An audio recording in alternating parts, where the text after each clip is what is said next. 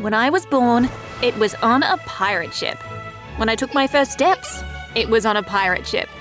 When I said my first words, you guessed it, I was on a pirate ship.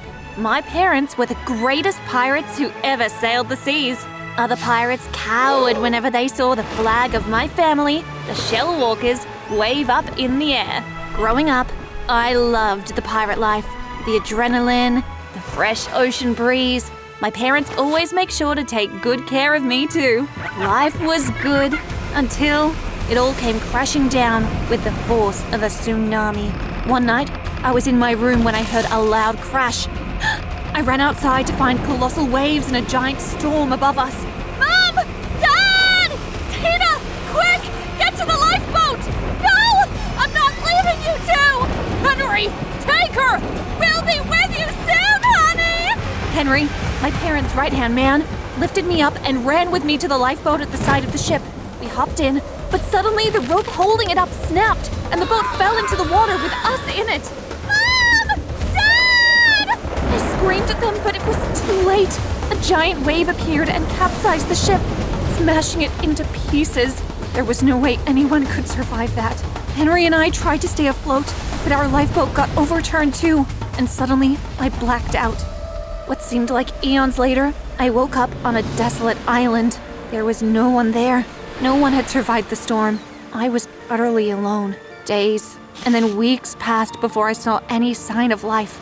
I managed to survive off crabs and coconuts. Then finally one day, a ship arrived on the island. A whole crew of men walked off the ship. Huh! Look at what we have here.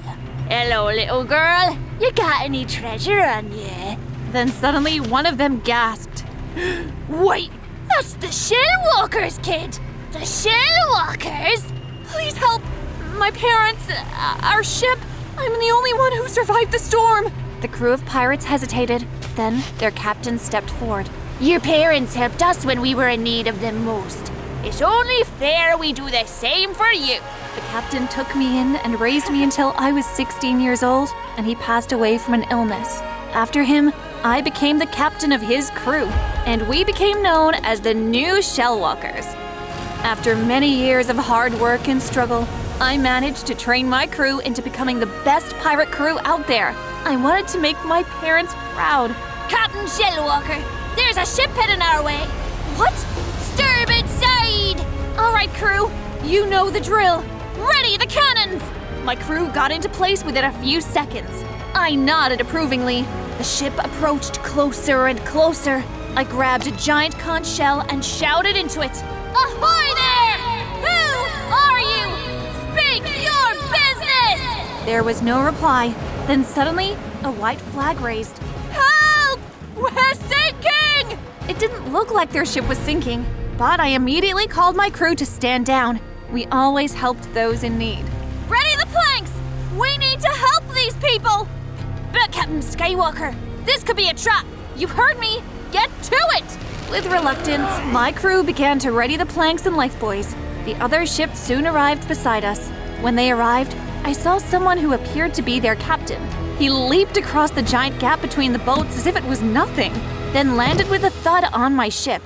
He hadn't even asked if he could board yet, but when he looked up at me, I gasped. He was so handsome. I don't think I'd ever seen anyone as handsome as him before. Good day, miss. Where's your captain? I was a little stunned at first, but I gathered myself quickly. I am the captain of this crew, Captain Shellwalker.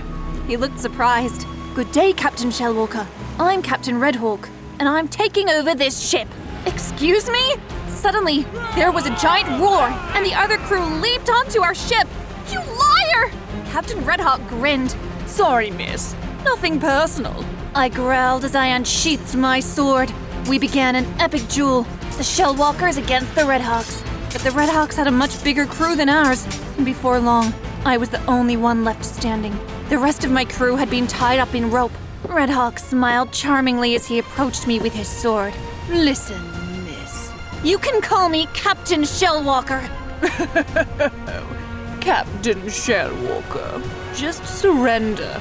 You're outnumbered. Never. Let's kill her, Captain! Yeah, kill her! Redhawk looked a little concerned. but then the look vanished. "Now, men, you know that's not how we roll." His crew grumbled in annoyance. Red Hawk turned to me. "Surrender." No! Red Hawk rolled his eyes, then he lunged at me.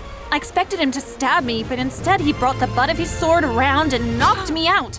I saw stars before I collapsed to the ground. When I woke up the next day, I was in a tiny cell. I was still on a ship since I could feel the sway of the ocean below me. Suddenly, the door opened and Red Hawk walked in. "What have you done with my crew?" Red Hawk walked in calmly. "Relax, miss, they're fine. I told you, you can call me Captain Shellwalker. Now where is my crew?" "They're in a separate dungeon downstairs. I gave you this private cell to show you some mercy. I'm being kind." Kind? Kind! You tricked us! "That's pirating for you, missy. What are you going to do with us?" "Well, I know the name Shellwalker, you see. I've heard about you before, and so have a lot of people. The king actually has a bounty on you and your crew.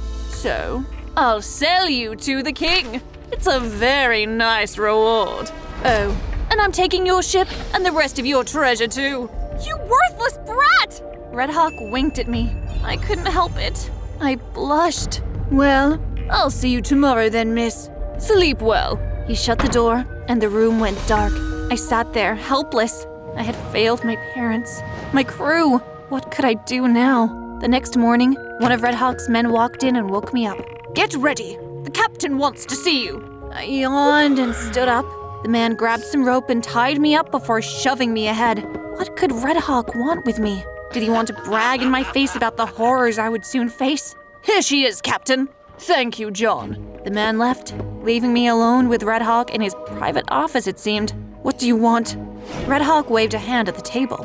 "I thought you could eat one last nice meal before I send you off to the king." What was this? Did he feel sorry for me? Suddenly, I realized I could play this to my advantage. Now, I had a plan. "Oh, thank you." I sat down at the opposite end of the table. Red Hawk smiled at me. "Dig in." I showed him my tied hands. "I can't really eat." Red Hawk raised his eyebrows. "You really think I'm that stupid? I know you'll jump me the moment I untie you." I shrugged my shoulders. "I just wanted to eat." "You can make do."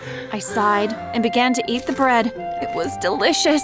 Was Red Hawk really just being kind? I looked up. "Listen, Red Hawk, what's your deal?" "My deal? How did you end up captain of a pirate ship? You're handsome. You seem young. Why are you here?" "I could say the same thing about you. You're beautiful. You're young. Why are you a captain?" I hesitated. I was supposed to seduce him, not the other way around. I took a deep breath. "I asked you first." "My parents." Red Hawk stood up, then walked over to the window and looked out. Slowly, I stood up and approached him. They passed away when I was very young. I stood closer to him. I could see the golden ends of his hair. Me too. "Really?" "Yeah. I got stranded on an island before this crew picked me up." "Wow, we're pretty similar, you know." I nodded. I stepped even closer. I wasn't kidding, you know. "What?" "When I said you were handsome, really, you're the most handsome guy I've ever seen." Red Hawk looked at me, his eyes round and full of emotion, and that's when I struck. I smacked him on the temple and his knees crumbled beneath him. I checked to make sure he was truly passed out, and luckily he was. Then I grabbed a knife from the table and cut through my hand ties. Before long, I was free. Time to get my crew back. I rummaged through Red Hawk's pockets and found the key to the dungeons. I ran down into the dungeons below deck. "Captain Shellwalker!" "Shh! Don't let them hear you!" I unlocked my crew cells and we readied ourselves for battle. "Let's get our ship back!" My crew roared in excitement. We charged above deck and faced the Red Hawk's unknowing crew. I'm the new captain of this ship! Surrender or face the consequences! The other crew panicked as they faced my group of warriors. Suddenly, one of them grabbed a stick of dynamite. Wait, no! Too late. The idiot threw the dynamite and a giant hole exploded in the ship, narrowingly missing my feet. Suddenly, water poured in from below, and the ship groaned as it began to sink. Quick! To the other ship!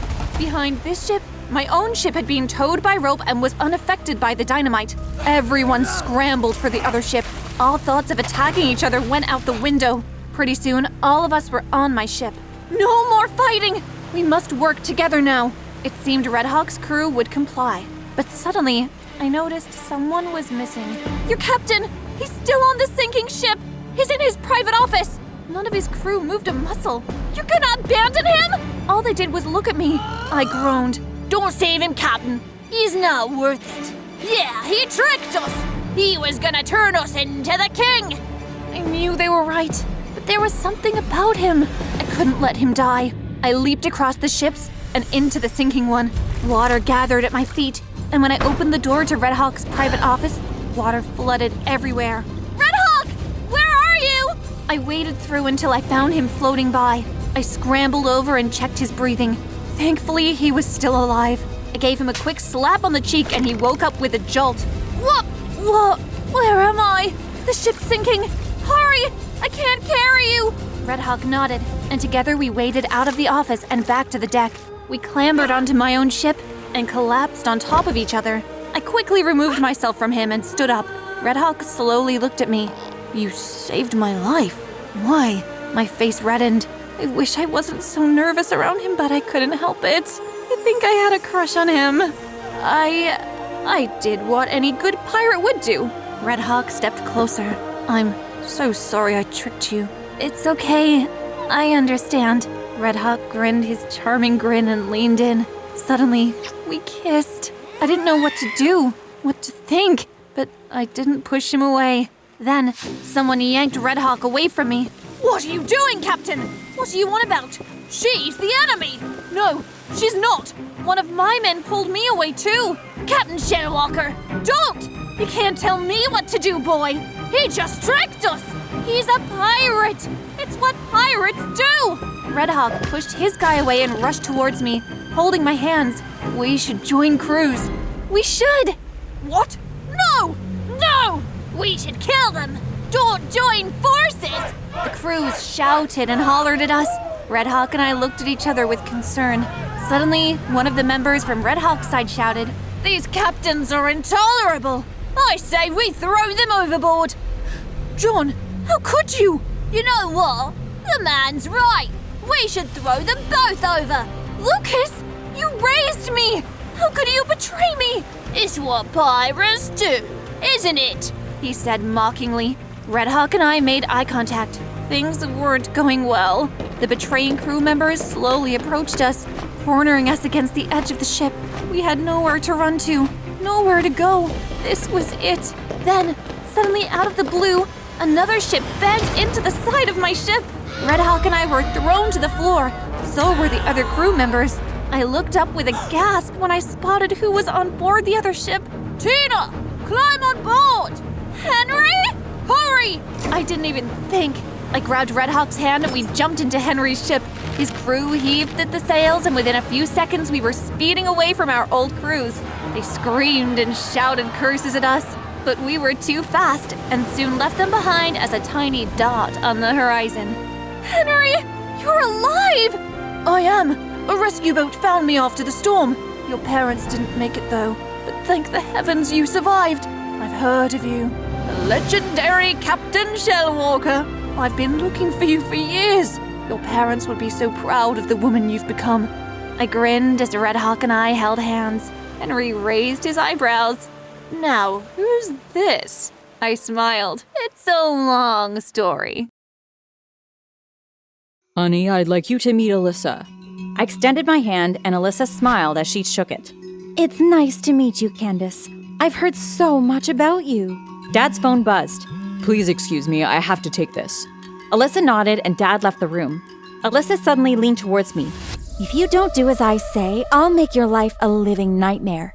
Hi there, I'm Candace from Ireland. Please like and subscribe. When I was 3, Mom passed away from an illness, and it's just been Dad and I ever since. Dad and I were very close. He always treated me like his little princess, and we'd get manis and petties together, go to the movies. He'd even set up my dolls and stuffed animals, and we'd pretend that we were runaway models. When I was 15, Dad introduced me to his girlfriend Alyssa, and 6 months later, they were married. She did and said all the right things when Dad was around. Ethan, I think it's time Candace got her own computer. Or, I think Candace and I should have a girls' day out. She'd always blink flirtatiously at Dad, and he was swooned by her charm. But he had no idea how evil she really was when he wasn't around. One weekend, Dad was out of town for business. I was in my room when Alyssa burst in and threw a waitress's outfit on my bed. Put this on and meet me downstairs. You'll be the waitress tonight at my party, or I'll tell your father you were out past your curfew. I groaned as Alyssa walked out. I quickly got dressed and went downstairs. I didn't want to be around Alyssa's friends, so I did everything possible for her to send me back to my room. First, I dropped a tray of salmon platters on a guest. Then I accidentally pulled off the wig of a man who was flirting with Alyssa. And finally, during dinner, I poured wine into Alyssa's lap instead of her wine glass. Look what you did, you worthless child! She stood up furiously. Get out of here! I smiled slyly, walked upstairs, and locked myself in my room for the rest of the night. The next day, I came home from school and Dad found all the pictures of Mom, Dad, and I torn to pieces on my bed. Alyssa was standing in my bedroom doorway with an evil snarl on her face. You don't need those pictures anymore. Your dad is happy with me. Immediately, I called Dad on the phone and told him what had happened. Candace, they are just pictures. You should have had them stored on your computer. Dad, she tore up my pictures. How could you take her side? She was upset after you embarrassed her in front of her friends. I'm sure she didn't mean it. Candace, I have to go. I have a meeting in 5 minutes. I'll see you tomorrow. The line went dead. I looked at my phone in disbelief. I don't even know why I bothered to call Dad anyway. He never took my side. 2 years later, I got accepted into the college of my dreams. I was excited because it meant I didn't have to live under the same roof as Alyssa. As soon as Dad got home that afternoon, I rushed down the stairs and shoved the letter into his hands. I got in! I got in! Dad read the letter, and instead of excitement, a wave of regret washed over his face. Sorry, Candace, but I can't afford the tuition for this college. I gave all the money from your college fund to Alyssa to start her business. You did what? Grandma left that money for me. How could you? Look, you can still go to community college. Alyssa handed me a brochure. At least you'll still get a college education. On the first day of college, the unthinkable happened. It was the last class of the day. I sat in my chair, but suddenly the world turned sideways. The chair leg broke and I collapsed on the floor. I kept my eyes closed but prayed that no one had seen me, but I wasn't that lucky. Hey, are you okay? My eyes fluttered open and I looked into the eyes of the cutest guy I'd ever seen. As he helped me up, I felt the eyes of the other students boring into my skull. Immediately, the bell rang and I hustled from the classroom. Hey, wait up! Hey, I'm Darian. Are you sure you're okay? My ego is a bit bruised, but I'll be okay. I smiled shyly. I'll see you around. I nodded and Darian went off to meet his friends. Over the next few days, Darian and I became friends. It was nice to have something to keep my mind off my evil stepmother and her treacherous ways. We went hiking, the zoo, the mall, practically anywhere that didn't have Alyssa there. One evening when Darian dropped me off, Alyssa grilled me. Who is that boy that keeps dropping you off? Where are you coming from? What were you doing together? You are not my mother, and I don't have to answer to you. I slammed my bedroom door behind me. One afternoon, after confirming my date with Darian to the movies, I spun around to head to my room when I saw Alyssa standing in the doorway of the kitchen. And where do you think you're going? You were listening to my conversation, so why not tell me? I smirked. I forbid you to go. Good luck with that. About 30 minutes later, Darian pulled into the driveway. Alyssa was nowhere to be seen, and I thought that was the last I'd see of her that day. But boy, was I wrong. About 15 minutes into the movie, a woman sat down next to Darian. Suddenly, she reached out and grabbed his hand. Darian looked over at the woman. What are you doing? He tried to pull his hand away, but the woman locked her fingers into his. I glanced over and realized it was Alyssa. Alyssa, what are you doing? I leaned over Darian and tried to get Alyssa off of him. Hey! Can you guys in the front keep it down? We're trying to watch a movie here. I jumped on Alyssa and we began to fight while poor Darian tried to tear us apart. Within a few minutes, 2 ushers threw us out of the cinema and onto the streets. Alyssa cackled when the ushers went inside. My work here is done. She jumped into her car and drove off. I was so angry I thought I'd explode. I couldn't believe Alyssa would do something like that. Home was the last place I wanted to be, so Darian and I stayed out until 1 a.m. When I got to the front door and turned my key, nothing happened.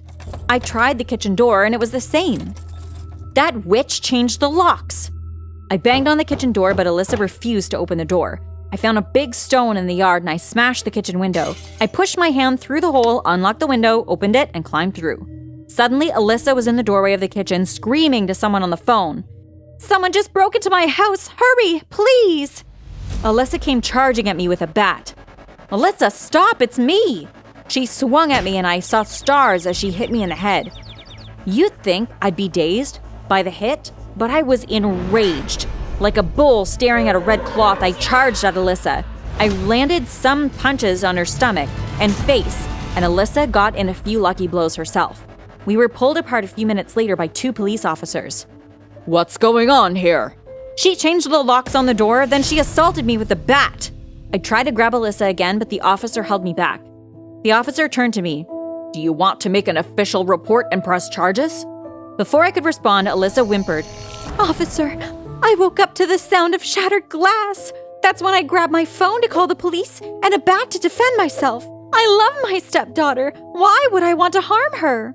After the officers took our statements and left, I went to my room, hopped into bed, and fell fast asleep. I was too tired to even deal with Alyssa right now. The next day when Dad returned home, he was furious. Alyssa told you you couldn't go out, and in retaliation, you broke the kitchen window? Candace, you can't abide by the rules of this house. Then you will have to leave. But Dad, she's the one. I've had enough of your excuses. You're walking on a fine line, Missy. You always take her side. The next day at college, I met Darian by the benches under the trees. I explained everything that had happened. What am I gonna do? Find your own place. At least you'll be comfortable there. Sounds nice, but Dad only gives me money for school.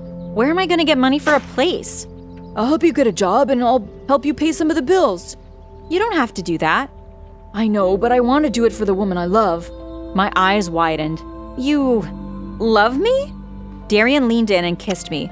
I was thrilled. After a few seconds, we pulled away. I think we should get to class. We don't want to be late. Darian winked and my heart felt very warm. As promised, Darian helped me get a part-time job at the post office. I gave Darian all the money I made from work to put into his savings account. I couldn't risk Dad or Alyssa finding it and spending it. It wasn't long after Darian asked me to be his girlfriend, and of course I said yes. A few months later, I finally saved enough money to make a deposit and the first month's rent on an apartment. Candace, I don't think that you've thought this through, Dad said as he paced the living room. Baby, let the child go. She isn't of any use here anyway. But let her only take the things that she purchased since she wants to be a grown-up. I packed my books, laptop, and the few pieces of clothing that I had bought myself. As I opened the front door to leave, Dad said softly, "You are welcome to return when you adjust your attitude." Alyssa stood next to Dad. "It's like the trash is taking itself out," she whispered to me, unheard by Dad. I shook my head and walked out the door. Living on my own was superb. I didn't have Alyssa watching over me, and Darian came over every day. I didn't have much, but I had everything that I needed. About 2 weeks later, while studying in the kitchen, I heard a key turn in the front door. Immediately, I called Darian and armed myself with a curling iron. While on the phone with Darian, a man and a woman holding a baby stepped into the apartment. When they saw me, they stopped in their tracks. "Why do you have a key to my apartment? Who are you?" I waved the curling iron frantically and dropped the phone in the process. We just paid the landlord the first month's rent and the deposit, and he handed us the keys." "There must be some mistake. He probably gave you the wrong keys because I already paid for this apartment." I invited the family to sit while I attempted to contact the landlord, but I only got his voicemail. A few minutes later, Darian arrived with the police. We explained the situation and showed the officers a picture of the landlord. "I'm sorry, ma'am, but this man is wanted for numerous types of fraud. Every time we've gotten close, he slips through our fingertips. Sorry to say this, but you'll have to vacate this apartment since it's likely this isn't his property." Once the officers left, followed by the family, I sank into the sofa and buried my head in my hands. What am I gonna do? "You can come home and stay with me." Darian squeezed my hand softly. I nodded gratefully. That night, I moved out my things and moved into Darian's apartment. Things soon settled down, but then, like most things in my life, they took a sudden turn. One night, while watching television, Darian burst into the apartment. Candace, your dad has been admitted to the hospital. I flew up from the sofa. What happened? Not sure, but a friend of mine who works at the hospital told me. Grab your jacket, let's go. At the hospital, Darian and I were directed to Dad's room. I expected to see Alyssa there, but she wasn't. Dad was unconscious when we arrived. The doctors said Dad complained about a stomachache, and when they checked him out, it was too late. He had a massive tumor wrapped around his intestines and other internal organs, and they weren't able to move it. I was devastated. Alyssa never visited Dad at the hospital. Dad never opened his eyes again, but I knew he heard me because tears ran down his cheeks when I told him that I loved him. Dad passed away a few days later. Weeks passed, and finally it was Dad's funeral at the cemetery. Alyssa suddenly turned up and wailed as if she hadn't been absent all throughout this time in the hospital. She stood close to the burial hole while they were piling dirt onto the casket. Baby, please don't leave me. I wish I could go with you. I scoffed. Where were you when he was at the hospital? Because you have a crowd, you were pretending that you care about Dad? I loved your dad and I did everything possible to make him happy. Ha! You did everything to make you happy. At least he doesn't have to deal with a crazy piece of trash like you anymore. Alyssa slapped me and I grabbed her hair and slammed her face into the dirt. Alyssa and I began to fight, and Darian and some other members pulled us apart. I hate you, Alyssa, I screamed as Darian dragged me away. A few days later, at the reading of Dad's will, Alyssa inherited everything. I knew I shouldn't have been surprised, but it still hurt. I walked out of the reading of the will, and Darian caught up with me in the parking lot. I'm gonna fight that witch for the will. Babe, don't. Those are just material things. Don't contest the will. Alyssa hired the best lawyer in town. She will win. She's hurt you enough, and I don't like to see you like this. Yeah, maybe you're right. Over the next few days, Darian paid for me to stay at a hotel and be pampered, while I gathered my thoughts. Even though Dad and I didn't get along, I sure did miss him. I decided to leave the hotel earlier than expected and decided to grab coffee at the cafe before I headed back to the apartment. As I sat there reading the newspaper, my heart stopped when I heard Darian's voice, followed by Alyssa's. How much longer do we have to pay this charade? That was Alyssa. I lifted the newspaper a bit higher to ensure they didn't recognize me. Not much longer, babe. John will be here in a few minutes to tell us our last job. What was Darian doing here?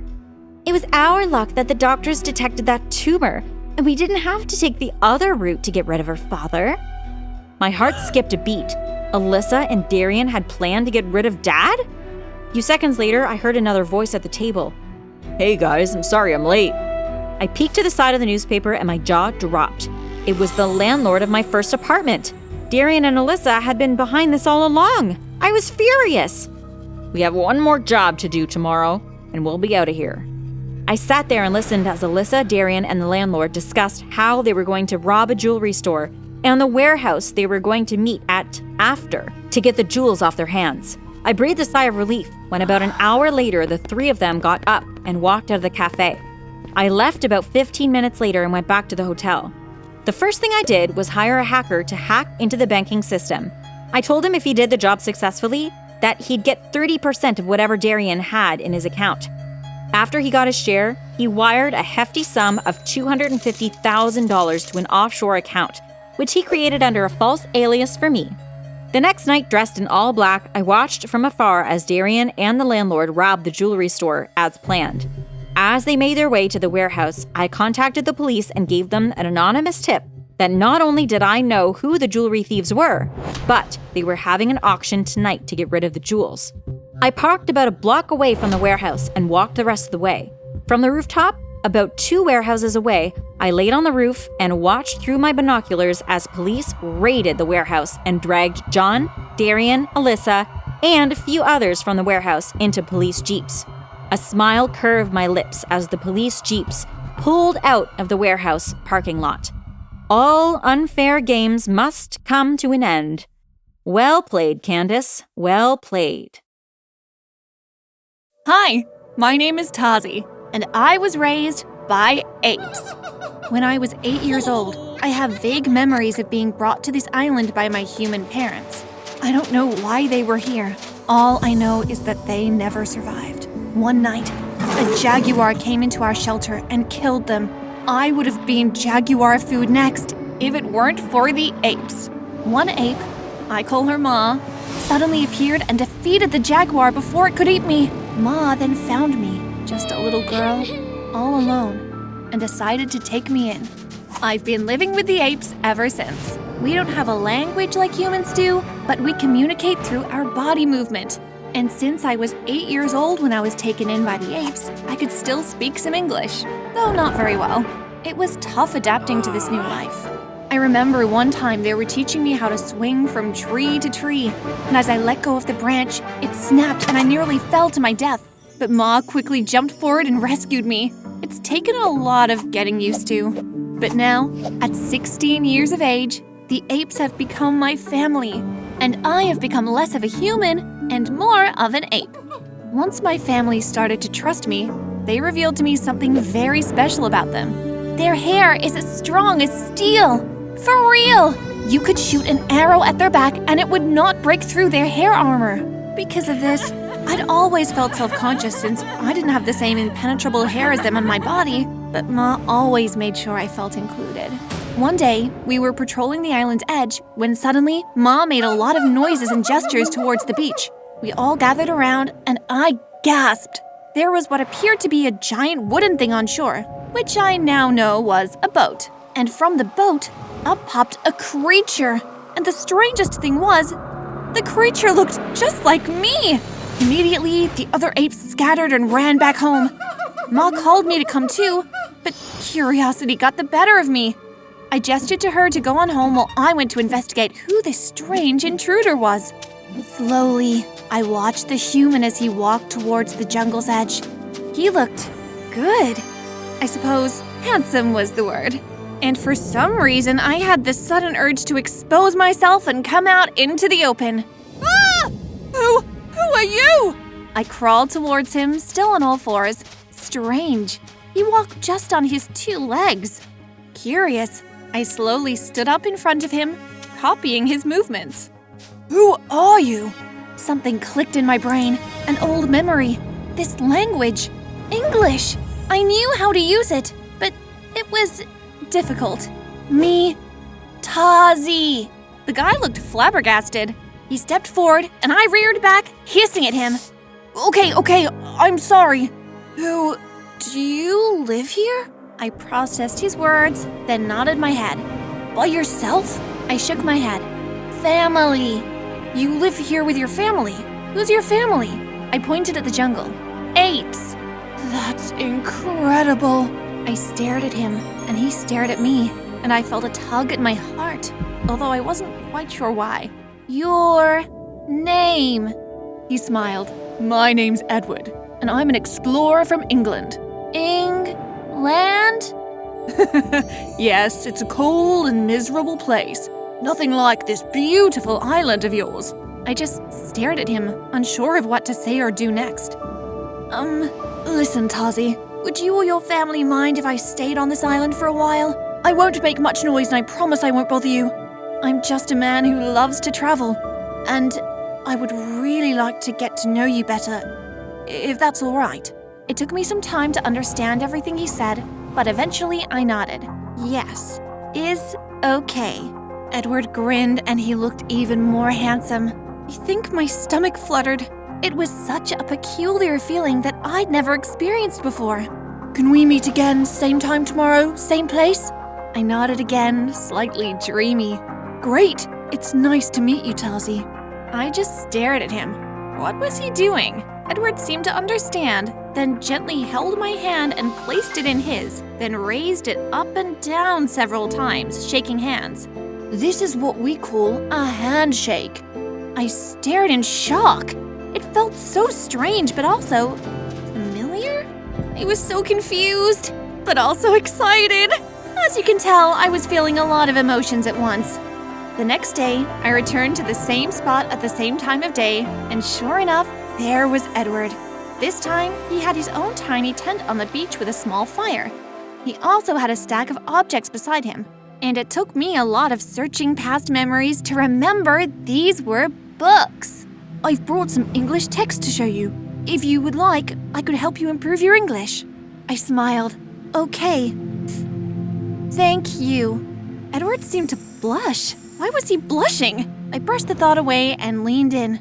Little Jane wanted to go to the market, but Little Jane didn't know which way to go. So Little Jane, it went on and on like that. For hours, Edward helped me learn more English.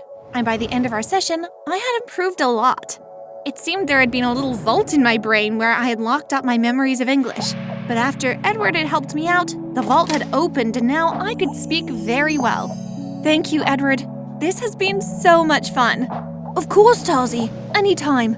Will you be back again tomorrow? Okay. I can trust you, right? Edward held a hand over his heart. Of course you can. I hesitated, but then I hugged Edward and ran off. Back behind the cover of trees, I turned to look at him to see his reaction. And he looked very flustered, but also very happy. I swung back through the jungle to where my family were resting. But when I arrived, I found them all gathered in a group. When I tried to enter their space to go to sleep, one of them screamed at me and pushed me away. I looked at Ma. She couldn't even make eye contact with me. I looked at all of their body language and I knew precisely what they were saying. You're not welcome here anymore. Tears welled in my eyes. Fine! I cried. They all looked at me strangely since I was speaking English. I don't need you anyway! I ran off, running on 2 legs as fast as I could, all the way back to Edward's tent. It was nighttime by now, so when I burst into his tent, he was very startled. Tarzy, are you okay? I leapt forward and hugged him. My family? They kicked me out. Can I stay with you? Edward looked very sad and hugged me closer. Of course you can. I'll look after you. I sighed deeply and that night I slept wrapped in his arms. The next day, when I woke up, I immediately wanted to go back to my ape family and apologize for what I'd said. Even if they wouldn't understand, Edward convinced me not to. Maybe it's best if you just stay here with me, where you belong. You are human after all. I don't know, Edward. They're my family. Look, I'm not saying you forget about them, but maybe taking a break would be helpful. Maybe you're right. Edward held my hand softly. Of course, it's entirely your decision. I'll stay with you. I was hoping you'd say that. For many weeks, Edward and I spent every day together. We got really close, and eventually I decided to tell him the secret about my ape family. They're very precious. Oh, I'm sure they are. No, I mean, very precious. They have a very special ability. Oh? They have very strong hair. Strong hair? No, seriously, it's like strong as steel. Why are you laughing? It's just funny the way you said it. Strong hair. I smiled, then kissed him on the cheek. I'm so lucky to have you. Trust me, I'm the lucky one. I was the happiest I'd ever been in my life. Well, except for the fact that my ape family had ostracized me, but she can't win at everything.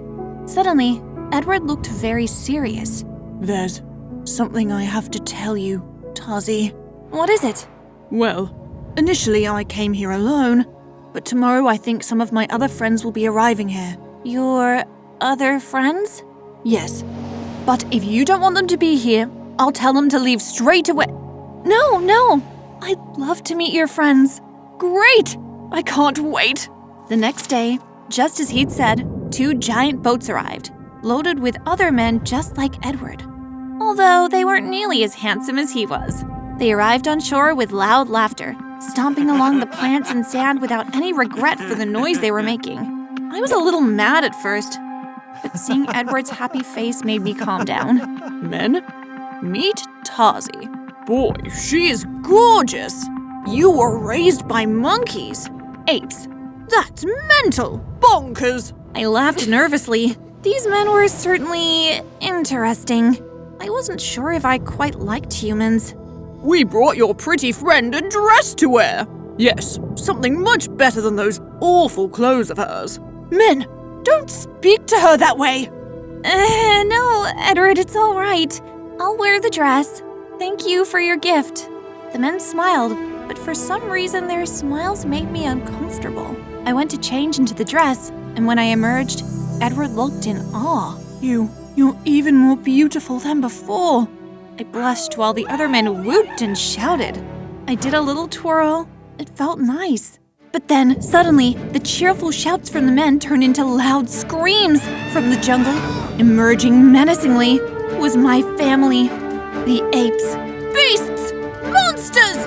No, wait, they're not bad, But just as I was defending my family, I watched in horror as my cousin ran out and grabbed a barrel, throwing it and knocking one of the men out. They all erupted in screams. Quick! Grab a weapon! The apes attacked the humans. I knew my family was only doing this because they thought the humans were invading them, but they were wrong. It wasn't like that. Quickly, I ran in between the humans and apes. I went on all fours now, and I gestured at my family to retreat. Ma was there. She looked at me in my dress, a human dress, and she looked shocked. Ma! She backed away and ran off into the jungle. The others followed after her, leaving behind the chaos they had caused. I feel terrible. Because of me, the men's belongings had been destroyed, and some of them had been injured. Later that night, Edward and I were working on my English again in his tent. Edward, I feel terrible about today. Don't be. It's not your fault. But my family, they were doing what they thought was right. I mean, I can understand why they did it. From their point of view, we're invading their land. I'm glad you understand. But still, it's not right what they did. Perhaps. Edward, can I ask you a question? Sure, Tarzy. What is it? How do you tell someone you love them? Well, you do this. Edward lifted his hand and cupped my cheek. I've been thinking a lot about you, and I've realized that I'm in love. I love you, Edward. I love you too. We kissed for the first time, and it was new and wonderful. At that moment, I took back what I believed about humans. They couldn't all be bad, because after all, Edward was human. After we kissed, I left his tent to go sleep in a tree somewhere. When suddenly, I heard noises coming from within the jungle. They were human voices. Curious, I snuck into the jungle, climbed a tree, and headed towards the voices. What I discovered made my mind implode with shock. Edward's friends were all gathered in a circle in hushed voices. We should do it at dawn. Agreed. We'll take the apes and lock them up. We're gonna be rich once we get them back home. Yes! And that stupid little girl has no idea we're about to steal those apes for their special strong hairs. They all broke into obnoxious laughter while I cowered in shame. How dare they? I had to tell Edward immediately. Surely he could talk some sense into his friends. I rushed back as fast as I could and made it back to Edward's tent, waking him up. Edward! Edward! Tarzy, what happened? Your friends, they said they're gonna lock my family up and bring them to England. You have to stop them, Edward. What? Yes! You'll tell them not to, won't you? I expected him to scoop me up in his arms and tell me of course he would. Everything would be all right. But he didn't. Not by any stretch of the imagination. Are you ready? Edward was speaking to someone behind me. I turned to find the other men at the tent's entrance. Yes, boss. Good. Sorry, kid. You were right to live with the apes. Us humans, we're not very good creatures. He jerked his head at the men. Look her up! What? No! Edward! Edward ignored my screams as the men dragged me into a cage and locked me inside. I pushed desperately, trying to break the bars, but to no avail. How could you do this to me, Edward? It's not personal, Tarzy. Just business. Edward left me behind without another word. I broke down into tears, feeling great agony in my soul. I felt like my heart was literally breaking in two. The next morning when I woke up, my eyes puffy from crying, I cried out in horror to find my family locked up in tiny cages all around the camp. The men, meanwhile, were laughing at the poor, innocent creatures as they tried to break free. But just like me, they were trapped. Edward, let them go! Edward glanced at me. Please, Edward, I'll do anything. You know, it's a shame, Tarzy. You're so beautiful. You would have made a nice wife. Yes, I will be your wife. I will do as you say. Whatever you want, I will do it. Edward walked closer, intrigued. Just let them go, and I will do as you say. And maybe we can... Just as Edward leaned forward, I reached through the bars and grabbed his collar. I yanked him hard against the cage, knocking him out, then grabbed the keys at his belt. Humans could be so stupid sometimes. Had he really fallen for that trap? I quickly unlocked my cage and stepped out. Finally, freedom! She's out! Tazi's out! The men all swarmed around me in a panic when they noticed I had escaped. I cracked my neck, rolled my joints, and squatted down on all fours like the true ape that I was. Men, I readied myself. This may hurt. I pounced at them, knocking down one, then the other like flies. They didn't stand a chance against me. This was my island, my terrain. I had grown up here my entire life, while they were mere invaders. I fought them all off, and finally I knocked out the last man. He went crashing into the sand like an empty sack of potatoes. I turned to my family, all locked up. I quickly unlocked all of their cages with the keys I'd stolen, and we gathered together and embraced. I'd missed them so much, and it seemed they had finally accepted me back as well.